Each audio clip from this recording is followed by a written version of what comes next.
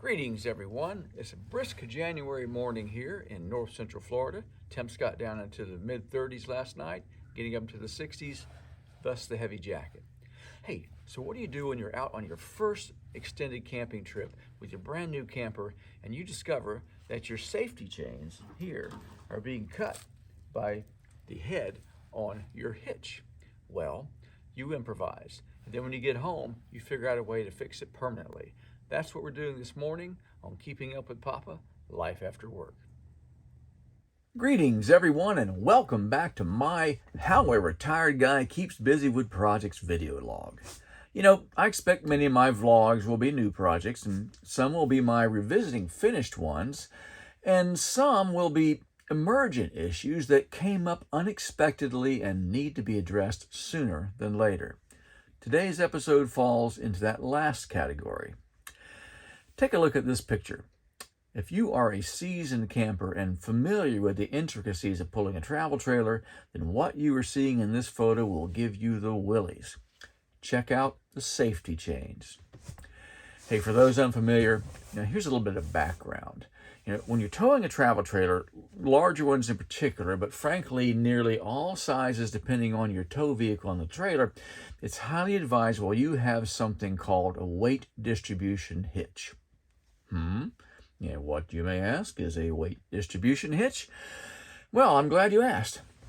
Sometimes the tongue of a camper, when dropped onto the back of your tow vehicle, is really heavy, and it causes the rear end of your tow vehicle to squat.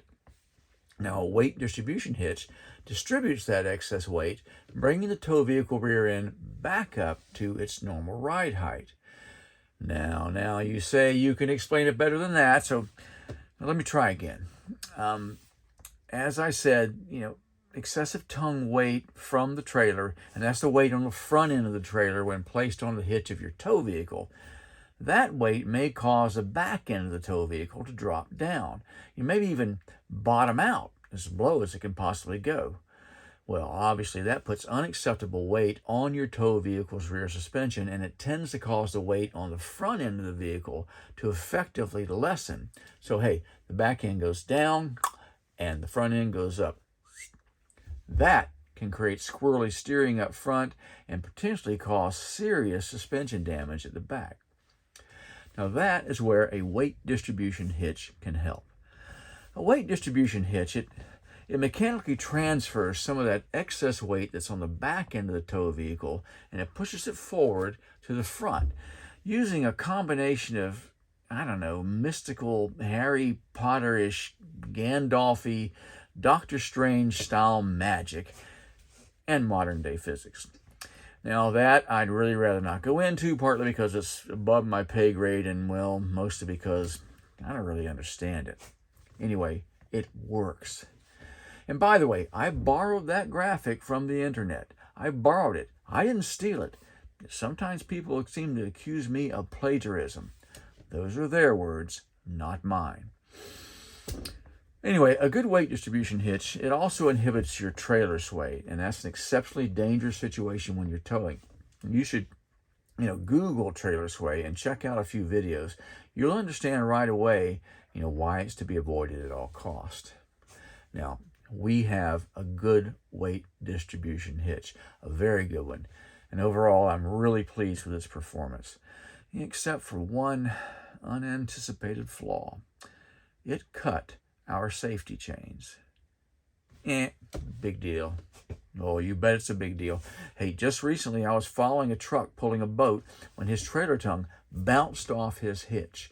He hadn't locked it on properly, and I know that because I stopped to help him and he explained that to me. The boat trailer was doing all kinds of creative acrobatics. It was bouncing up and down behind the truck, moving hard to the right, moving to the left, but it stayed there instead of flying off to the ditch and flipping, or worse, sliding into oncoming traffic. Why? Well, his safety chains were attached, and they prevented a serious accident.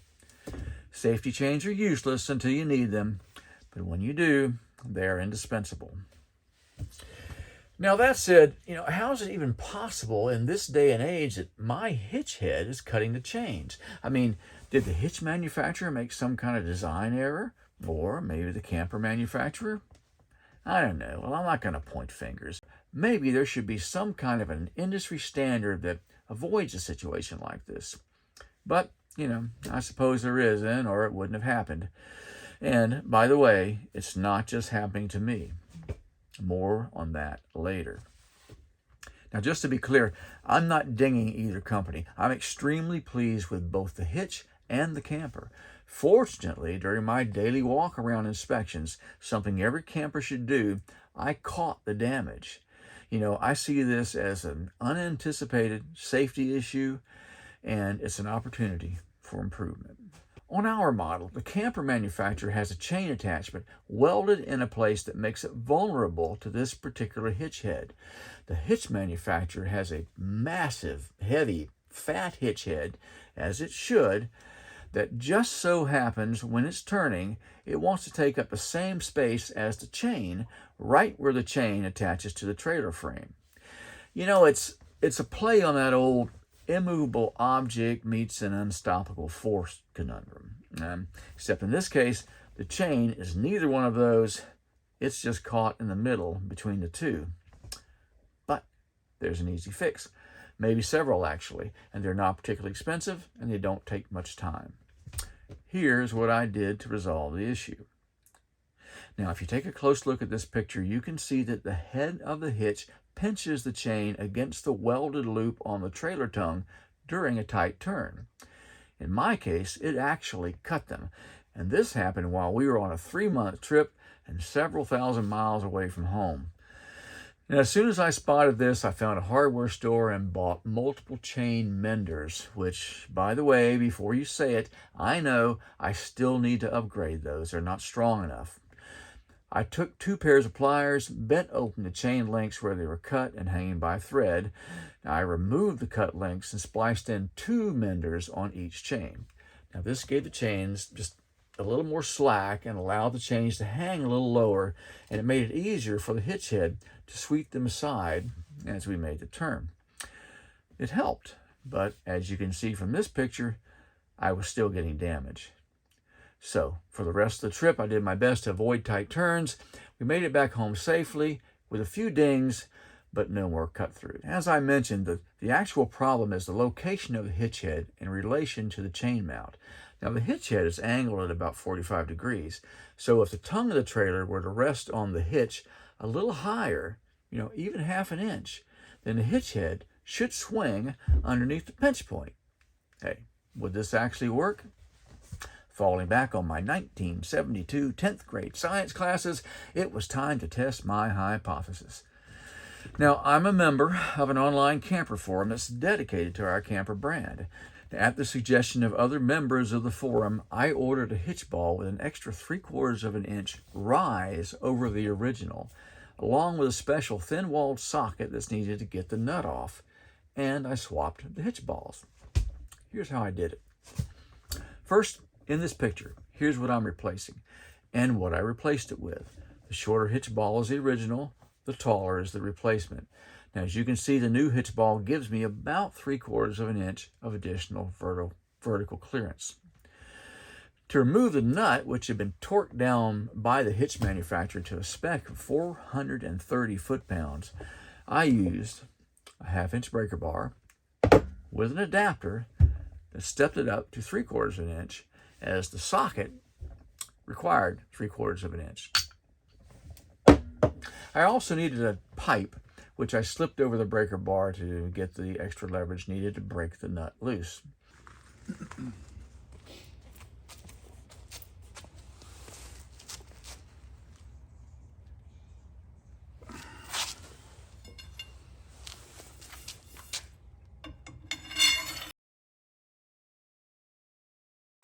Okay, so now in order to tighten it, this has to be flipped 180. Greasy, dirty, heavy, but it'll work. All right, ball.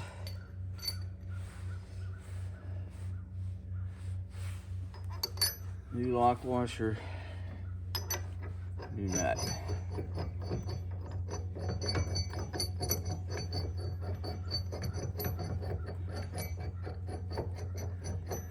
shaft's a little bit longer on this one. Shouldn't make a difference.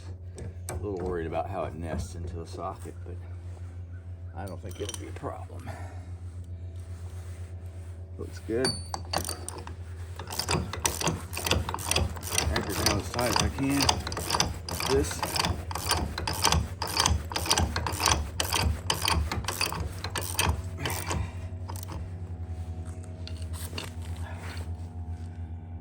Now here's the problem. The next problem. This requires roughly 425 pounds, foot-pounds, to be locked in place properly. Now, I have never had a need for a 425 foot-pound torque wrench. So I have no real way of knowing for sure that I have this locked on strong enough. So I think essentially what I'm going to end up doing is just putting on as tight as I can with that pry bar. And we shall see if it's tight enough. It's never been an issue for me before in the past.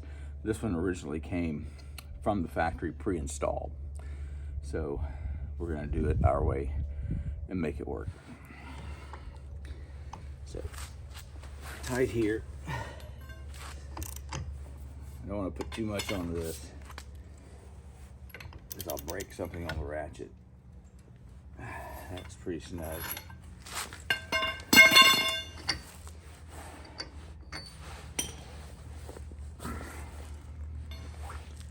Let's go back to the breaker bar.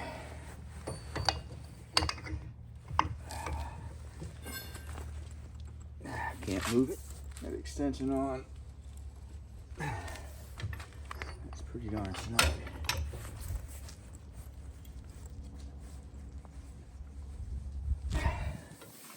And folks, that's as good as I can get.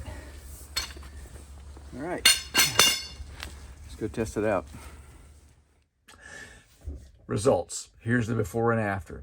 Note that the distance to the top of the hitch ball with the original ball in place is right at 3 inches. Now with the new ball, that distance increased to a little over 3 5/8, so I gained 5/8 of an inch, maybe 3/4 of an inch in trailer tongue height. Here you can very clearly see the results. The hitch head has a little rusted spot on it near the bottom, and I know I need to repaint it, where previously it would hit the chain. And now look at the chain. It's nicked near the top at the impact point. So before I swapped hitch balls, those two were on the same plane. Now the cut on the chain is well above the wear spot on the hitch head. So now the hitch head sweeps under the pinch point and pushes the chains aside instead of pinching them. Guess what? It worked. What was it they told me in science class 50 years ago? It's a hypothesis until it's proven, then it becomes accepted theory. I'm giving myself an A+ on this science project. Now there is a second option. You could adjust the hitch head angle down. Now I didn't try this, but per the hitch manufacturer, it might actually work. The hitch head angle is adjustable on this hitch. Mostly, I suspect, because they want you to be able to make small changes to the tension on the weight distribution bars. You'll see those in a moment. It's a fairly simple process, but it would only be small little incremental improvements in spacing. Raising the hitch ball was a sure fix, so I took that route. Now, as they say on late night TV commercials, but wait, there's more. This issue started a whole line of inquiry on the Travel Trailer Internet Forum, which, by the way, is where we also discovered that others are having exactly the same issue. Admittedly now, I asked them to critique me, and to their credit, the folks on the forum, well, they took me at my word, and they came back with some excellent feedback. The first and most obvious, if I hadn't been so lazy, was, well, would changing the hitch ball affect the lifetime warranty on the hitch? Well, I hadn't thought to look at the owner's manual. I mean, what guy actually reads the manuals? And here's what was brought to my attention. It's in the manual. The hitch uses tension bars to create the force that redistributes the tongue weight. You see them here in this picture. Those bars slip into a type of a hinge on the hitch head that pivots underneath as the tow vehicle turns. Now, the manufacturer prefers that you do not use a longer shank on the hitch ball, and as I understand it, it's in fear of it maybe interfering with the pivot of those hinges. Well, now that makes perfect sense. And the shank on my new hitch ball is about 1/2 an inch longer than the original. Would it interfere? And, well, time to flip the hitch head over and let's take a look. Here is the hitch pivoted to its closest point to the hitch ball shaft. No interference. The new nut is fully recessed in its pocket, just like the old one. So, no interference there. This should work just fine. Hey, I am keeping my A+ grade. Let's wrap this up. All right, all done. That's the original ball. Here's the adapter that took me from 1/2 to 3/4. Drops that down there in its spot. Got our nice breaker bar. Came in handy. Ratchet. Pipe extensions over in the corner. Got a nice new socket, 1 7/8. Is that correct? Yes, it is. In case I need it to go with all my other great big sockets I almost never use. Pipe wrench goes back. Crescent wrench goes back. And finally, we get to add one more item to my wonderful stack of trailer hitches and trailer balls. Good Lord, 25 years of collecting. I have no idea what I'll do with all that stuff, but it's there when I need it. So that's it. Or is it? Well, no, it's not. One more point was brought up by the forum, and that was related to the tension bars. Note in this picture that when the trailer hitch tongue was raised by 3/4 of an inch, the angle on the tension bars went from mostly parallel with the trailer frame to what you see now, just a little bit less than parallel. This is placing, well, it's additional tension on the trailer frame, and that's not really needed, in my case anyway. Probably not an issue, but hey, if it's not needed, why overstress the frame? And there's an easy fix. See this bracket? These are called L brackets, and there's one on each side of the trailer frame, one for each tension bar. All I need to do is remove them, drop them down 1 notch, and the bars will be back to parallel. And moving these is one way that the manufacturer suggests you make adjustments in tension. So now, to my credit, I actually thought of this, but to my detriment, I didn't do it. I think I just lost my A+ grade. Down to an A. Hey, and just as an FYI, someone on the forum has started a conversation with the hitch manufacturer. I'm told they're being very cooperative and they're considering options for avoiding this in the future. We should probably consider doing the same thing with the camper manufacturer. So, is that it? Well, yes, it is. One more project in the books, or it will be when I drop those L brackets. As usual, I hope you found this interesting, entertaining, and educational. As always, comments are welcome. Hey, no doubt I did something somewhere along the line very, very wrong, and my grade will drop to a D-. See you next time on Keeping Up with Papa, Life After Work. Hey, no outtakes this time. I didn't screw up once. Or did I? Can't move it. That's a good sign.